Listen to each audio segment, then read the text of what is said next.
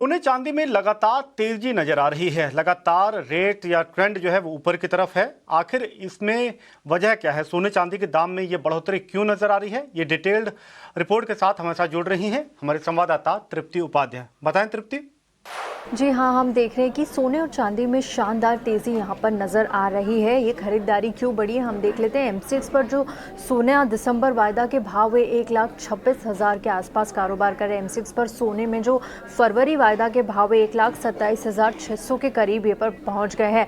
Record से सिर्फ अब 5,000 रुपये दूर ही सोना रह गया है, जबकि सोने में देखें तो 600 रुपये से ज़्यादा की तेज़ी यहाँ पर आती हुई नज़र आई है।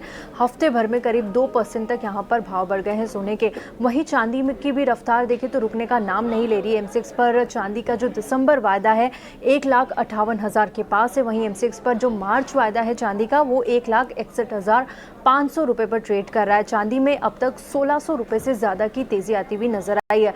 अब क्यों बढ़ रहे हैं सोने और चांदी के भाव, इसके पीछे के कारणों को भी देख लेते हैं। तो यूएस में जो दिसंबर में फेड की मीटिंग होने वाली है उसमें रेट कटौती की जो उम्मीदें हैं वो बढ़ गई हैं।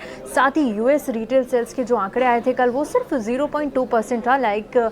कंज्यूमर स्पेंडिंग वहां पर कमज़ोर होती हुई नजर आई, जिससे कि रेट कट की उम्मीदें बढ़ गई है।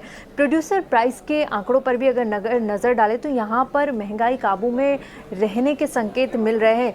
कई फेड अधिकारियों ने भी बयान यहाँ पर देते हुए नजर आए हैं, जिससे उनका अनुमान है कि यहाँ पर आगे जाकर दरों में कटौती हो सकती है। कमज़ोर लेबर मार्केट से दरों में कटौती की उम्मीद बढ़ गई है। इन सभी कारणों के चलते जो दिसंबर में 0.25% की दरों में कटौती की उम्मीद है वो अब 85% से ज़्यादा हो गई है। यही कारण है कि हम सोने और चांदी में एक बड़ी रैली देख रहे हैं।